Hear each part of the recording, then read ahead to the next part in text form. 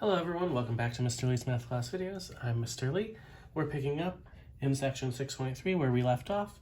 We had just talked through the basic sine and cosine graph, and so let's talk about some useful features of sine and cosine, and really some things that can affect the graph from there. So sine of x is an odd function algebraically. That means things like f of x equals negative f of negative x. What it really means is that if you have the point pi over 2, say 1 on sine, you also have the point negative pi over 2, negative 1. So what odd really means is that when the x changes sign, the y also changes sign. Cosine is an even function, which means if pi over 2, 1, 0 is a point, or pi, negative 1, then the negative x value doesn't change the y value. So you can change the x value sign and the y value sign is the same on cosine. So on sine, they both change. On cosine, the x value can change, but if it's equivalent on the other side, it will have the same y value. That's all they're really saying. But let's look at things that can affect our graph. We'll start with multipliers in front or multipliers inside. So if we know sine of x at pi over 2, pi, 3 pi over 2, and 2 pi, which is also the same as 0, we know the sine of pi over 2 is 1. Sine of pi is 0. Sine of 3 pi over 2 is negative 1, and sine of 2 pi over 0 are all back to 0. Notice it'll go back and forth between 1 or negative 1 and 0, alternating. But if we have sine of x versus 2 sine of x, 2 sine x doubles the y value, which means instead of being at 1, sine of pi over 2 is 1, but then it's multiplied by 2, so 1 times 2 is 2, 0 times 2 is 0, this is negative 2, and then back to 0 at 2 pi, or where you started at 0. And then even with a negative 4 sign, it's the same, negative 4, 0, 4, 0. So all the negative really does is changes the positives and negatives and makes them in the opposite order. So what do you notice? A negative will be a vertical reflection, just like before, but a number that's in front of a trig function will cause, it's called its amplitude. It's a is the number in front of the trig function. And the way that we refer to it is that if a, the absolute value of a, whether positive or negative, is bigger than 1, it will stretch the graph. So for example, sine may look like this. 2 sine may look like this. The negative 4 sign reflected it, and it would go even lower, so something like that. So it gives you an idea though, but there's a vertical amplification when there's a number in front. If there's a fraction in front, it will take it and instead squish it down.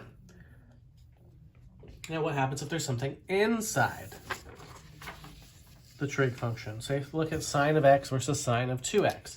If the 2 is on the inside, what really happens is it causes you to cycle through your values twice as fast. So sine of pi over 4 is root 2 over 2. Sine of pi over 2 is 1. Back to root 2 over 2, 0.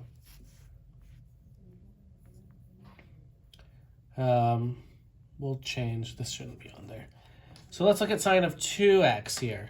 2 times pi over 4 is pi over 2, so you get 1. 2 times pi over 2 is pi, so you get 0. 2 times 3 pi over 4, that puts you at 3 pi over 2, which is negative 1, and 0. Now if I wrote the rest of these out and then back to 2 pi, just to see, at 5 pi over 4, it'd be negative root 2 over 2, then negative 1, negative root 2 over 2 again, and back to 0. Here, what actually happened compared to sine of 2x, it cycled through all of these values that I would cover in 2 pi, but it covered it only in pi. And the reason for that is 2 times pi is 2 pi.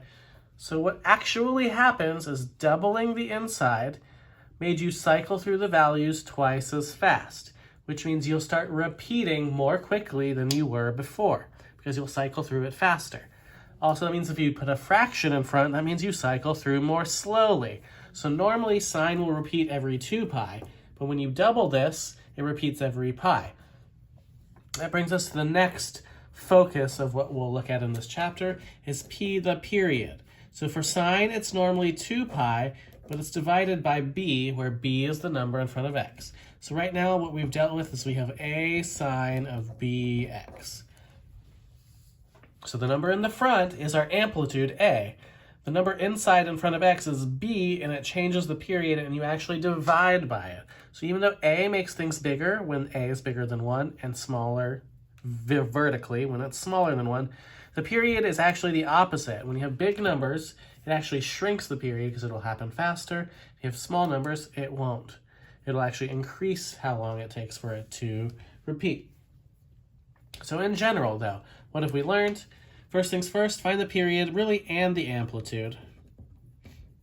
Because on your homework, they have you graph by selecting the button of the shape, sine or cosine, and the period and the amplitude, and hitting a button that says vertical reflection. So that's how a negative will take place.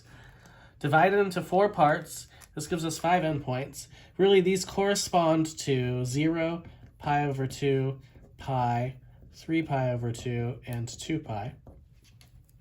You'll evaluate the function at all 5 points, and then plot the points.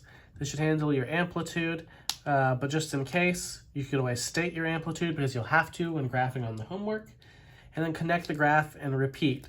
Now usually they'll only need 1 period graphed, so we'll look at what that looks like. So I will do 1 on the next page because 6.4 is also entirely graphing, sine and cosine, so we'll look and do more practice on that page as well, but I want to do 1 and then just help you set it up on the second row. So let's look at y equals 2 times sine of 1/2 x. We know off the top of our bat that a is 2, because the amplitude is 2, and our period p is 2 pi, the normal amount of time it takes to rotate or to repeat, divided by the number in front of x inside the trig function, so 2 pi over 1/2. So this should actually repeat every 4 pi. Now, the starting point of any period, you can really choose anything, but I like to set it equal to 1/2 x equal to 0, where I expect sine to start, and 1/2 x equal to 2 pi, where I expect sine to normally end, and see what the equivalent values are that do this for us. So when 1/2 x equals 0, you divide by 1/2, and you get x is 0. Here, 1/2 x equals 2 pi, you divide by 1/2, you get x equals 4 pi.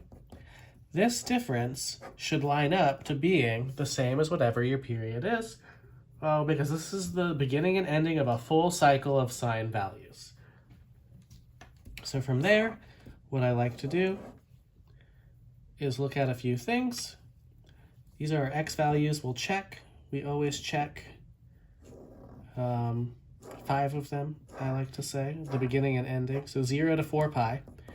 Now you could set the insides equal to pi over 2 pi and 3 pi over 2 to get your middles.